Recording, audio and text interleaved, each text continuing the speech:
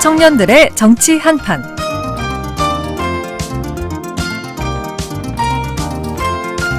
우리 지역의 시사 정치 이슈 분석해보는 시간입니다. 청년들의 정치 한판, 오늘도 두 분과 함께합니다. 오늘은요, 횡성군 의회 백오인 의원, 그리고 조국혁신당 강원도당의 천혜란 의료돌봄특위 위원장 두 분과 함께합니다. 어서 오세요.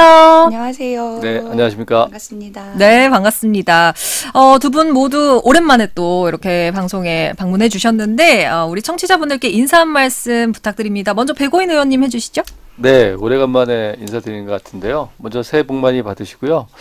아무튼 지난 한 해 상당히 좀 시끄럽고 소란했던 한 해인 것 같아요. 아직도 현재 진행형인데 하루빨리 이런 난제들이 좀 빨리 해결이 돼서 정말 우리 국민들이 걱정 안 하고 사는 이런 세상이 됐으면 좋겠다라는 생각이 드는데요. 뭐 저도 지역에서 정치하고 있지만 네. 정치인의 한 명으로서 저도 책임감이 상당히 좀 크고 그런 의미에서 상당히 좀 뭔가 이 부분에 대해서 우리도 다 같이 책임을 져야 된다라는 생각도 갖고 있거든요. 그렇기 때문에 조속히 빨리 이런 문제들이 해결돼서 나라가 좀 안정이 되고 우리 국민들, 우리 지역 주민들이 정말 다른 걱정 안 하고 살 수 있는 이런 날이 빨리 왔으면 좋겠다라는 생각이 듭니다. 예. 지금 굉장히 또 무거운 책임감을 더 갖게 되셨다라고 얘기를 해주셨는데 어떻게 보내셨습니까? 12월이 아무래도 좀 어지러운 전국의 이런 상황이었는데 12월과 그리고 1월 지금 이제 중순을 맞이하는 이 상황에서 좀 어떻게 지내셨는지 궁금하네요. 백오인 의원님. 저요? 예. 제가 그냥 열심히 제가 당 소속이 사실은 더불어민주당이다 보니까 예. 당에서 하는 역할들이 좀 있었습니다. 그래서 그런 부분들 좀 열심히 좀 참여를 했고요. 근데 뭐 아무튼 아직까지도 해결이 안 됐잖아요. 네. 그래서 그런 부분들이 좀 조속히 해결될 수 있도록 제가 지금도 또 하고 있습니다. 저희들이 자체적으로 또 여러 가지 활동들 하고 있거든요. 그래서 그런 부분들이 조속히 좀 마무리가 됐으면 좋겠다라는 마음을 갖고 열심히 활동하고 있습니다. 네, 알겠습니다. 자, 맡은 역할을 묵묵히 또 해내고 계셨다라고 얘기를 해주셨는데 우리 옆에 계시는 천혜란 위원장님께서도 청취자분들께 인사 한 말씀 해주시죠. 네, 너무 오랜만에 뵙습니다. 새해 복 많이 받으시고요. 올해는 정말 행복한 일들이 많은 한 해였으면 좋겠습니다. 지금 의원님께서도 말씀하셨지만 사실 작년 한 해 너무 많은 뉴스들이 있었고 또 특히 마지막 달 12월 초부터 시작해서 지금까지 연결되고 있는 이 재반 사항들로 인해서 사실 우리 국민들이 좀 일상을 잃어버리고 있는 것 같다는 생각이 들어서 사실 요즘에 또 신조어도 만들어졌잖아요. 네네. 내란성 불면증 이런. 그래서 정말 잠을 못 주무시고 계시는 정말 국민들이 너무 많은 것 같고 거기에 또 저도 그 한 사람인 것 같고 그래서 빨리 그냥 이 일들이 해결이 돼서 저희 일상을 좀 되찾았으면 하는 좀 그런 바람입니다. 네. 정말 많은 분들이 참 답답해 하셨을 그런 상황들이 지속되고 있는 만큼 또 하루빨리 해결됐으면 좋겠다라고 얘기를 해주셨고 천혜란 위원장님께서는 어떻게 지내셨는지 근황 좀 여쭙겠습니다. 저도 뭐 생업이 있다 보니 예. 이제 일이 이제 일단 너무 바빴고 이제 12월 달에는 또 그런 이제 사업들 정산하는 시즌이기도 하고 그래서 정신도 없었지만 그 와중에 전 좀 여행도 좀 다녀오고 예. 그리고 나서는 바로 이제 또 이 뉴스에 계속 지금 민감하게 반응하면서 잠을 설치고 있는 중입니다. 그렇군요. 네. 자, 좋습니다. 이렇게 오늘 두 분과 함께 주제 가지고 이야기 나눠볼 텐데 본격적인 이야기 하기 앞서서 두 분의 베스트 소식과 워스트 소식 하나씩 꼽아보는 시간 마련해 봤습니다. 먼저 백오인 의원님 어떤 소식 베스트로 가져오셨을까요? 네, 저는 우리 지역 학생들이 눈부신 성과를 냈다. 대입에서 네. 이 소식을 좀 갖고 왔는데요. 특히나 이제 뭐냐면 이게 어떤 거에 의미가 있냐면 공교육. 그러니까 그동안에 이제 이게 무슨 특정 대학을 많이 가고 이게 중요한 건 아닌데 사실. 근데 그럼에도 불구하고 지금 이번 대입을 보면 그동안에 특목고나 자사고 이렇게 좀 이런 특수한 학교에 있는 학생들이 대부분이 그런 우리가 소위 말하는 명문대나 네. 의대 이런 데 많이 갔잖아요. 예. 근데 지금 이 올해 입시 같은 경우는 유복여고, 홍천고등학교, 북원여고 뭐 이렇게 해서 지금 공교육에서 교육을 받은 학생들이 정말로 이런 소위 말하는 이런 명문대학에 정말 많이 진학을 했다고 합니다. 네. 그렇기 때문에 거기에 의미가 있다라는 취지로 저는 이거를 베스트 뉴스로 좀 뽑아봤거든요. 예. 그래서 앞으로는 특목고나 이런 데 안 가도 우리 학생들이 지역에서 열심히 공부하면 본인들이 원하는 이런 대학에 충분히 진학할 수 있다.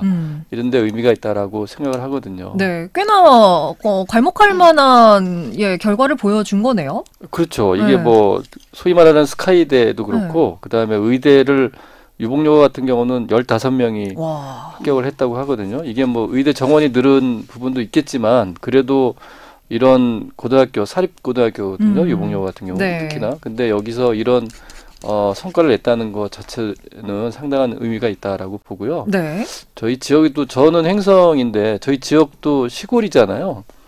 그래서 공부 잘하는 학생들이 예전에는 이런 특목고나 자사고나 이런 데 다 빠져나가고 했는데 예. 사실은 지역에 남아서 열심히 공부하는 학생들이 이렇게 좋은 성과 내면 그런 학생들이 밖으로 나갈 이유가 없거든요. 아, 그렇죠. 네. 그래서 그런 부분으로 봤을 때는 공교육도 얼마든지 충분히 경쟁력이 있다. 그리고 네. 학생들이 하기에 따라서는 이렇게 좋은 성과 낼 수 있다. 오. 이런 좀 의미를 좀 두고 싶습니다. 네. 뭐 여기 기사가 이제 보도가 됐지만 공교육의 성공 가능성이 보인다. 뭐 어떤 식으로 이렇게 좀 뭐 공부 방법이라든지 뭐 이렇게 변화된 내용도 분석이 되어 있는 건가요? 뭐 그 자체적인 노력을 많이 했다고 합니다. 학교에서. 학교에서. 네, 아무래도 그 맞춤형 교육을 시킨 것 같아요. 네. 이게 이제 그동안에 그런 자사고나 이런 특목고나 이런 데서 그 학생들 워낙 거기는 이제 공부 잘하는 학생들이 갔기 때문에 기본이 돼 있는데 네네. 사실은 이 일반계 고등학교 같은 경우는 편차가 크잖아요. 예. 근데 그 와중에 거기서 또 이런 학생들을 잘 교육을 시켜서 맞춤형 교육, 그래서 본인들이 원하는 대학에 갈 수 있게끔 그동안에 선생님이나 학생들이 그렇게 교육을 잘 했던 거 아닌가라는 생각이 좀 듭니다. 네. 강원도 내 고등학교의 대입 성과가 꽤나 좋았던 것 같습니다. 천혜란 위원장님께서는 이 공교육 성공 가능성 좀 어떻게 보시나요? 네, 지금 의원님도 말씀하셨지만 사실 이제 저희가 학교는 그냥 친구들하고 좀 만나고 어떤 그 놀러 가는 거고 공부는 학원에서 한다 막 이런 얘기가 나올 정도로 예. 정말 사교육이 너무너무 이제 심화된 상태였는데 특히 이제 지역 같은 경우에는 수도권이나 내지는 서울에 있는 이제 학교들과 비교를 하다 보면 아무래도 그 이제 학업 방법이라든지 아니면 그런 이제 격차들이 너무 심해서 좀 전에 이제 의원님 말씀하셨지만 좀 공부 잘하는 친구들은 대부분 좀 더 옆에 있는 큰 도시로 나가고 또 수도권으로 나가고 그러다 보니까 사실 지역에서는 정말 그런 인재들이 자꾸 이렇게 뭔가 유출이 되는 듯한 이제 그런 현상들이 계속 일어나고 있었죠. 네네. 네, 사실 이번에 이제 이런 춘천에 있는 유복여고라든지 원주의 북원여고라든지 또 홍천고라든지 이제 여기 저도 기사 보고 되게 놀랐었거든요. 네네. 이렇게까지 보낼 수 있다고? 근데 보니까 학교에서 나름대로 정말 많은 노력들을 하셨더라고요. 이게 그러면은 학교에서도 사실 이렇게 하고자 하면 되는 건데, 좀 이것들이 이제 그러면 이제 다른 강원도 내지는 또 다른 지방에 있는 어떤 그런 지역에서도 좀 학교들이 그런 노력들을 좀 더 학교에서 더 해주시면 좋겠다. 네, 그러면은 진짜 이런 효과들이 다른 학교에서도 다른 지역에서도 많이 성과를 낼 수 있지 않을까라는 생각이 들었습니다. 그렇군요. 그렇게 되면 아이들이 더 이렇게 공교육을 믿게 되고 서로의 그렇죠. 신뢰가 더욱더 쌓아지는 맞습니다. 또 네네. 좋은 선순환이 되지 않을까 이런 네네. 생각을 해봤습니다. 자, 고등학교의 대입 성과 하나 꼽아봤고요. 이번에는 천혜란 위원장님께서 어떤 소식 베스트 가져왔는지 이야기 나눠볼게요. 네, 저는 제가 이제 강원도에서 좀 찾아볼까 하다가 네네네. 사실 이제 아까도 저희 이제 인사에서도 했지만 이제 이런 일련의 사건들 속에서 뭔가 좀 목마름이 좀 있었는데 저는 지난주 목요일에 이제 그 재작년 그 최수근 해병의 그 사망 사건 관련해서 그 수사를 맡았었던 그 박정훈 전 수사단장의 그 무죄 소식. 그게 저는 개인적으로 또 그렇고 약간 좀 갈증이 해소되는 듯한 느낌이었어서 사실 저는 그 소식을 베스트 뉴스를 가지고 왔습니다. 어떻게 보면 그 판결을 보고 사이다였다 이렇게 좀 생각하셨나요? 아니요. 사이다라기보다는 좀 착잡한 마음이 사실 저는 있었어요. 왜냐하면 그냥 법대로 원칙대로 했었는데 그게 항명이 됐고 그것이 어떤 이렇게 기소가 될 만한 상황이었고 그리고 또 법대로 원칙대로 판결이 난 거에 대해서 우리가 이렇게까지 기뻐해야 되는 거였나라는 이 지금의 시대 상황이랄까 그런 부분들이 약간 좀 착잡하기도 했지만 그럼에도 불구하고 그나마 너무 다행이었다라는 생각을 좀 했었습니다. 그러니까 이게 너무 당연한 일인 건데 예, 이것이 이제 무죄 선고를 받았다고 해가지고 정말 기뻐할 수밖에 없는 이 상황이 또 안타깝기까지 했던 그런 상황이었군요. 백오인 의원님 좀 이거 보시고 어떠셨어요? 저는 저도 좀 안타까웠던 게 뭐냐면요. 당연히 무죄는 나올 거라고 생각은 했어요. 근데 그 이면을 보면 결국은 이게 이제 최상병 젊은 청년이 군대 가서 그 사망한 사건이잖아요. 맞습니다. 근데 지금 보면 책임지는 사람이 아무도 없어요. 저는 그게 좀 가장 안타깝습니다. 이게 뭐냐면 지난번에 우리 어디죠? 용산에서도 이태원에서도 참사 났지만 책임지는 사람 없었잖아요. 네. 똑같은 것 같아요. 이게 엉뚱한 데다가 책임을 물은 거거든요, 사실은. 그래서 수사 열심히 한 단장한테 항명죄로 기소하고 재판받고 결국 무죄 났지만 그런 게 안타까운 거죠. 죽은 우리 최상병에 대한 누구도 책임지지 않는 이런 사회가 정말 잘못된 사회 아닌가 싶거든요. 그렇기 때문에 이거는 기본적으로 정말로 최상병이 사망하게 된 원인 그리고 그게 왜 누구 때문에 그랬는지를 밝혀내고 진심 어린 사과가 필요하다라는 생각이 듭니다. 제대로 된 진상규명이라고 하죠. 진상규명과 또 책임자에 대한 어떤 책임을 묻는 것 그리고 앞으로의 재발을 방지하는 것 여기까지 좀 이루어져야 할 텐데 그런 부분이 전혀 이루어지지 않아서 또 아쉽다라고 얘기를 해주셨습니다. 자 이렇게 박정원 전 해병대 수사단장의 항명이 무죄를 받았다라는 것까지 저희가 베스트 소식 만나봤고요. 잠시 광고 듣고 와서 워스트 소식으로 돌아오겠습니다. 92.7 따라하면 내 연금을 키워주는 말 키워드림 키워드림 키워드림 IRP 투자엔 잊지 말고 키움 키워드림 TDF 키워가는 퇴직연금의 시작 키움 키워드림 TDF 키움 투자자산운용 원금 손실 시 투자자 귀속 투자 전 투자 설명서 및 약관 필독 보수 및 수수료 등 발생 가능. 자 따라해보세요. 이카운트 ERP 4만원 회계관리 이카운트 ERP 4만원 재고관리 이카운트 ERP 4만원 생산관리 사업 성공 함께해요. 이카운트 ERP의 모든 기능을 월 4만원에 드립니다. 이카운트 가입비 부가세 별도. Hello, this is Daniel Henney. 모든 곳이 연결된 미래적 워크스페이스가 옵니다. 스케일, 인프라, 비전까지 현대 엔지니어링이 완성하는 하이엔드 워크 에디션 신광교 클라우드 시티 1668-0668 현대 엔지니어링 원주시 협찬 생명을 살리는 교통안전 공동 캠페인 전자석 안전띠를 어기면 과태료 3만 원. 그 정도는 거뜬히 낼 수 있다고요? 그럼 혹시 이건 어떠신가요? 안전띠를 매제하는 경우 사고 시 중상을 입을 확률은 안전띠를 착용했을 때의 최대 9배, 치사율은 약 3배에서 4배까지 높아집니다. 그래도 거뜬하신가요? 생명을 살리는 교통안전 공동 캠페인 원주시와 함께합니다. 살림꾼 김재우의 살림템 추천. 이 찬바람 뭐지? 우리 자기 춥잖아. 창틀 바람막이로 실내 온기 지켜줄게. 일회용품 버릴 때 자기 마음 불편하지. 포장은 다회용기로. 플라스틱 거절한다. 우리 채소로 만든 맛있는 한 끼. 식재료 유통을 줄이면 탄소를 줄일 수 있어. 이 모든 건 저 김재우의 살림템이자 지구 살림템. 기후 위기로부터 우리의 행복을 지켜낼 수 있도록 함께해요. 지구 살림템 공익광고협의회. 92.7 MBC 라디오. 매주 화요일 코너 청년들의 정치 한판 함께하고 있습니다. 횡성군 의회 백오인 의원, 조국혁신당 강원도당 천혜란 의료돌봄특위 위원장 두 분과 함께하고 있고요. 워스트 소식 하나씩 꼽아주실 시간인데요. 이번에는 천혜란 위원장님 어떤 거 가져오셨는지 먼저 좀 여쭙겠습니다. 네, 저는 워스트 뉴스로 이번 주 우리나라를 좀 벗어나서 네네. 지금 한창 이제 뉴스에 계속 나오고 있는 그 LA 산불.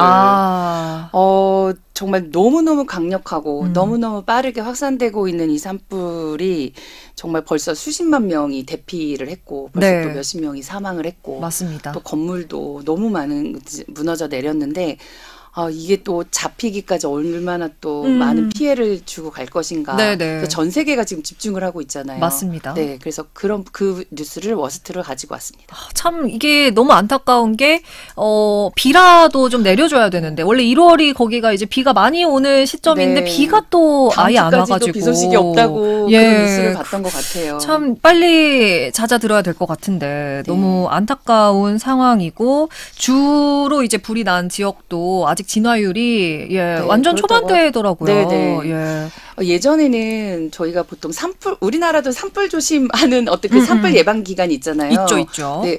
근데 지금은 정말 이제 기후 변화나 이런 많은 그런 다양한 이유로 인해서 특정 시기에 산불이 많이 나거나 그런 게 아니라고 1년 내내 조심을 해야 된다고 이제 그런 뉴스들이 나오는 거 보면서 참 우리가 지구를 너무 병들게 했구나라는 생각도 좀 한편으로는 들기도 하더라고요. 예, 이것의 또 가장 큰 원인이 기후 변화 말씀하신 것처럼 이상 기후가 또 꼽히기도 하고 있는데 정말 하루빨리 더 큰 피해 없이 마무리가 됐으면 좋겠습니다. LA 산불이 확산되고 있다는 소식 워스트로 가져오셨고요. 백원 의원님께서는 어떤 소식 좀 가져오셨을까요? 네, 저는 강원도 인구가 그 1년 새 10,000명이 줄어들어서 이제 지금 151만 명 정도 되거든요. 그래서 이게 매년 줄어들고 있어요. 그래서 150만 명 선이 무너지는 거 아니냐라는 뉴스가 있거든요. 그래서 이걸 워스트 뉴스로 좀 꼽아봤는데 문제는 그거 같아요. 이제 우리 이제 좀 이따 얘기할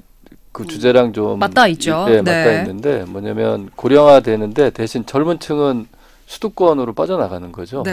일자리가 없다 보니까 여기서 젊은 청년들이 먹고 사는 문제가 해결이 잘 안 되잖아요. 그러다 보니까 젊은 친구들은 계속 빠져나가고 여기 있는 노인들은 고령화되고 이러면서 이게 그 인구 문제가 상당히 심각한 문제로 지금 바뀌어가고 있다라고 보거든요. 그렇기 때문에 이거는 어느 하나 뭐 강원도 아니면 원주시 이렇게 해서 해결될 문제는 아니라고 보고요. 국가 전체 그다음에 우리 지역 전체가 같이 머리를 좀 맞대야지 이 문제가 해결되지 않을까.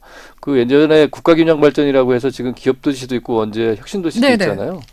결국은 그런 거거든요. 그래서 수도권에 집중하는 걸 지역으로 분산하자. 그래서 고르게 잘 살게 하자. 균형 발전이잖아요. 그런 부분으로 봤을 때 사실은 강원도는 수도권하고 너무 가까워서 사실은 피해를 너무 많이 보는 것 같아요. 거꾸로 가까워서. 그러니까 그 지역에 있는 청년들이 다 빠져나가잖아요. 오히려 가까우니까. 네, 그래서 그런 부분들을 어떻게 해결하냐. 이 부분이 결국은 지방 소멸하고도 맞닿아 있는데 강원도의 소멸을 막으려면 이 젊은 청년들이 다시 돌아올 수 있고 지역에 남을 수 있는 방법, 이 방법들을 찾아내야 되지 않을까라는 생각입니다. 참 이게 이미 저희에게 오래전부터 던져진 숙제 같은 일이 되어버렸습니다. 사실 정부에서 국가적으로 발벗고 나서야 하는 그런 문제임에도 불구하고 이게 잘 이루어지지 않고 있는 것 같거든요. 천혜란 위원장님께서는 좀 어떻게 보셨습니까? 네, 저도 이제 좀 이따 저희가 이제 본격적으로 그런 이야기들을 하겠지만 사실 이제 저희가 초고령 사회에 대한 이야기를 나눌 거잖아요. 근데 이제 보면 어떤 돌봄의 관점에서 봤을 때 좀 전에 이제 의원님 말씀하셨던 그 지역 소멸이란 말이 사실은 요즘 너무 많이 들리거든요. 근데 그 지역 소멸이 단지 그냥 인구가 줄어서 없어진다라기보다는 저는 그걸 조금 더 한 단계 나가고자 하면 저는 그게 곧 돌봄의 소멸이라고 생각을 하거든요. 왜냐하면 정말 고령 인구들만 계속 이제 남아있는 상태에서 정작 돌봄이 필요한 사람들만 남아있는 거죠. 그러면 사실 일자리가 없다라는 얘기를 또 하는데 정말 그 인력들이 너무 없어지는 거죠. 그러다 보면 과연 누가 돌보게 될 것인가? 20년 후에 30년 후에 저도 예를 들면 돌봄이 필요한 시점이 됐을 때 과연 나를 돌봐줄 어떤 기관이나 시설이나 내지는 사람이 과연 이 지역에 있을까라는 생각을 좀 하게 되거든요. 그렇게 되면 사실 좀 겁이 나죠. 좀 두렵기도 하고 인구 감소의 부분이. 네, 정말 빠르게 해결이 돼야 할 텐데 정말 안타깝습니다. 자, 이렇게 강원도의 1년 새 인구가 10,000명 감소했다는 소식을 백오인 의원님께서 워스트로 꼽아 오셨고요. 오늘의 주제가 이와 맞닿아 있습니다. 지난해 12월이죠. 우리나라가 초고령 사회로 진입했고 강원도의 고령화 속도는 나라 전체, 우리나라 전체보다 좀 빠른 상황입니다. 지난해 12월 기준으로 살펴보면 강원도민 4명 중 1명이 이미 65세 이상 노인 인구다라는 통계가 나왔습니다. 그러다 보니까 각 지자체도 비상이고요. 노인 돌봄 복지를 위한 재원 마련까지도 굉장히 시급한 상황입니다. 오늘 이 얘기 나눠볼 텐데요. 속도가 굉장히 빠르다. 이게 좀 시사하는 바가 큰 것 같습니다. 일단 초고령 사회 진입, 이게 갖는 의미, 저희가 뭐라고 봐야 될지 백오인 의원님께서 먼저 좀 얘기해 주실까요? 전체적으로 대한민국이 늙어가고 있다라고 말씀드릴 수 있을 것 같아요. 이게 이제 초고령 사회가 전체 국민의 20% 이상이 노인 인구가 차지하면 초고령 사회다라고 하는데 지금 이제 초고령 사회에 대한민국이 들어갔잖아요. 예. 사실은 이게 보면 가까운 나라 일본하고 비슷한 게 지금 쫓아가고 있거든요. 사실은 우리 대한민국이. 그래서 거기서 이런 노인 문제나 이런 부분들 많이 벤치마킹도 하고 뭐 하고 있는데 저희가 그래서 그 여러 가지 문제점들이 계속 발생하고 있거든요. 초고령 사회로 인해서 발생하는 문제들. 이걸 어떻게 해결할 거냐. 이게 지금 가장 큰 화두죠. 그러니까 뭐 연금 문제도 그렇고 복지 문제도 그렇고 이게 생산하는 것보다 소비하는 쪽이 더 많아지는 거거든요. 거꾸로 말하면. 왜냐하면 복지라는 게 다 소비잖아요. 드려야 되는 부분이기 때문에. 그래서 이런 문제들을 앞으로 어떻게 해결해 나갈 거냐. 이게 가장 중요한 이제 사회적인 문제로 대두되고 있다라고 좀 말씀드려야 될 것 같습니다. 네, 이로 인해서 수반되는 문제들이 너무나 많다. 그것이 또 가장 큰 이 문제의 의미가 있는 것 같다라고 얘기를 해주셨고, 천혜련 위원장님께서는 어떻게 보셨습니까? 사실 이 노인 인구의 증가라는 거는 되게 상대적인 거거든요. 그건 곧 그만큼 우리나라 출산율이 되게 낮다라는 얘기잖아요. 그렇죠. 예. 작년에 발표된 걸로 봐서는 우리나라 그 출생률이 0.63까지 내려갔었거든요. 정말 최저의 그 출산율을 자랑하고 있는 나라인데, 그러다 보니까 이게 태어나는 사람은 별로 없는데 계속 어쨌든 남아 있는 거니까 이제 그게 늘어나는 건데, 저는 그래서 이 노인 정책을 좀 더 뭔가 개선을 해야 되고 더 개발을 해야 된다라는 얘기들도 많이 나오지만, 한편으로 같이 병행되어야 되는 게 정말 젊은 사람들이 정말 아이를 낳고 정말 그 일상을 누릴 수 있도록 하는 그 정책들이 같이 좀 더 좀 보완이 되고 병행이 돼야 된다고 생각을 하거든요. 네네. 네, 그래서 이게 우리가 아무리 노인 인구가 집중을 했다고 해서 계속 그 초고령 인구에만 집중할 것이 아니라 오히려 정말 아동, 그다음에 또 젊은 세대들에게도 우리가 좀 더 관심을 더 많이 가져야 되지 않을까라는 생각이 좀 들었습니다. 네, 근본적인 구조 자체가 바뀌어야 한다. 그러기 위해서는 지금 이렇게 현저하게 낮아진 출생률을 확 끌어올릴 그런 정책들도 필요하다 얘기해 주셨습니다. 지금 강원도 내 원주시를 제외한 17개 시군이 모두 초고령 사회로 진입을 했고 원주도 머지 않았습니다. 이게 어느 정도 상황인지 좀 팩트를 짚어보겠습니다. 천혜련 위원장님께서 설명을 좀 해주실까요? 네, 지금 작년 기준으로 해서 이미 우리나라가 20%를 넘어섰고 강원도는 이미 2020년도부터 이제 20%를 넘어서 있거든요. 그래서 지금 현재 전남, 경북에 이어서 강원도가 세 번째 이제 고령 인구가 많은 광역 지자체입니다. 그리고 이제 사실 이제 강원도 같은 경우에는 이제 1955년생 그러니까 베이비 부머가 시작되는 그 세대가 65세가 된 20년도부터 이제 시작이 돼서 매년 한 15,000명 정도씩 늘어나다가 이제 아마 올해부터는 더 한번 2만여 명씩 늘어난다라는 또 전망이 있어요. 그래서 지금 그나마 이제 춘천과 원주가 어떻게 간신히 지탱을 하고 있었던 것이 이제 춘천이 이제 23년 말을 기준으로 해서 20%를 넘어가면서 이제는 원주만 남아 있는 상태죠. 원주가 그나마 조금 버티고 있는. 그리고 이제 나머지 군 단위들이 이제 막 30%가 넘어가는 조금 있다가 나올 얘기지만 횡성이라든지 평창, 영월, 양양은 뭐 33%, 34%까지 올라가 있으니까요. 그래서 지금 강원도가 이제 고령화가 되게 심각한 이제 그런 상황에 있다라는 거를 말씀드리고 싶습니다. 네, 지금 뭐 전반적으로 이미 초고령 사회에 진입을 했다라고 얘기를 했지만 또 횡성군의 상황이 방금 천혜란 위원장님께서 얘기를 해주셨는데 횡성군의 상황도 좀 많이 심각하다라고 알려져 있는데 좀 설명해 주시죠. 많이 심각한 게 아니고요. 정말 심각하죠. 왜냐하면 강원도에서 고령화율이 최고 높습니다. 36.46%거든요. 이게 거의 3명 중 1명은 그렇죠. 65세 이상 인구다. 강원도가 25%인데 그 36%니까 한 11% 더 높은 겁니다. 강원도 평균에 비해서. 그래서 사실 횡성군 같은 경우는 정말 심각하고요. 이 문제를 어떻게 해결해 나갈 거에 대한 고민을 미리 하고 있지만 앞으로 더 해야 될 필요성이 높다. 왜냐하면 더 빠르게 진행되고 있거든요. 지금 왜냐하면 아까도 말씀드렸지만 이 베이비 부머 세대들이 이제 노인으로 계속 유입되는 상황이거든요. 그렇게 되면 노인 인구가 계속 늘을 수밖에 없거든요. 그렇기 때문에 이 늘어나는 노인 인구를 어떻게 복지나 이런 차원, 이런 부분들에 대해서 어떻게 할 거냐라는 부분, 이게 가장 심각한 문제라고 볼 수 있어요. 그래서 횡성군 같은 경우는 지금 65세에서 70세를 그 저희 나름대로 건중년이라고 부르고 있습니다. 건중년. 그래서 이게 이제 노인이 아니고 중년이다 이거죠. 그래서 이분들도 일할 수 있는 일자리를 만들어 드리자. 그래서 재교육시켜서 창업도 할 수 있고 취업도 할 수 있고 이렇게 해서 좀 교육도 시키고 하는 프로그램을 지금 하고 있거든요. 그래서 이 어떻게든 이런 문제, 급격하게 노인화되는, 고령화되는 이런 부분들을 해결해 보자라는 지금 그 시책들을 열심히 연구하고 있고 또 시행하고 있다, 이렇게 좀 말씀드려야 될 것 같습니다. 네, 가장 좀 가까운 거리에서 또 이렇게 정책들을 연구를 하고 계실 것 같은데 65세에서 70세를 건중년으로 이렇게 또 칭하면서 또 일을 할 수 있는 그런 여건들을 만들어 가고 계시는군요. 지금 이렇게 횡성군의 상황을 비롯해서 각 지자체가 정말 머리를 맞대야 하는 그런 상황일 텐데 아까 백오인 의원님께서 잠깐 언급해 주셨던 게 우리나라가 일본의 상황을 따라가고 있다라고 하셨잖아요.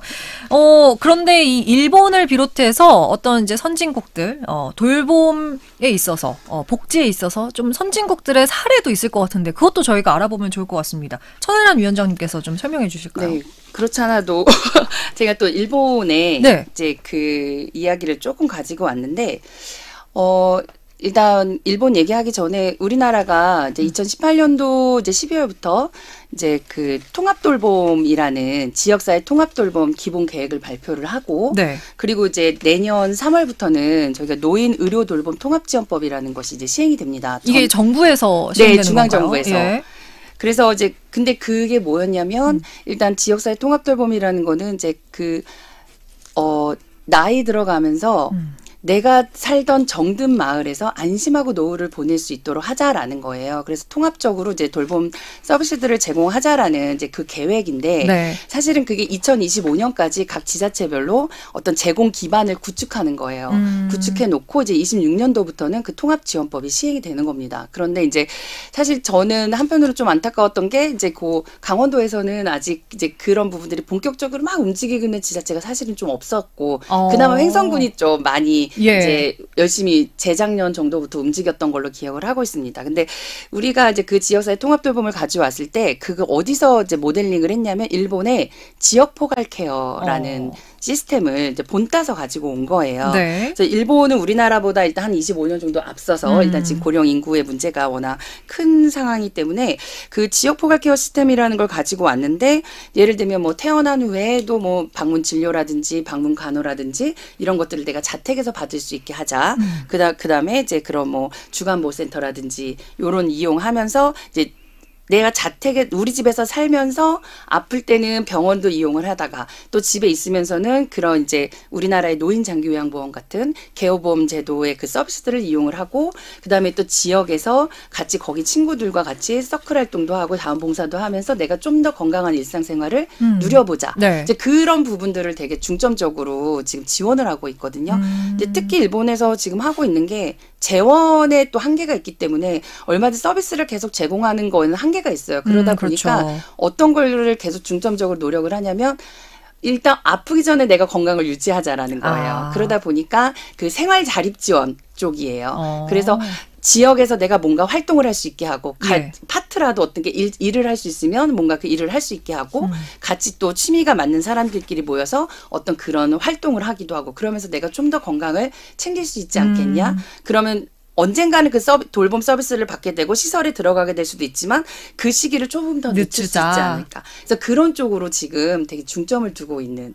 네. 근데 지금 우리나라도 아마 이제 그런 것들이 이제 좀 더 강조가 되게 되지 않을까라는 생각이 들었습니다. 그렇군요. 네. 2018년 12월에 이제 지역사회 통합 돌봄 시스템이 도입이 되자라고 되었는데 아니 뭐 횡성에서는 그럼에도 불구하고 좀 이제 발빠르게 움직이고 있다고 하는데 다른 지자체들은 왜 움직이지 않는 걸까요?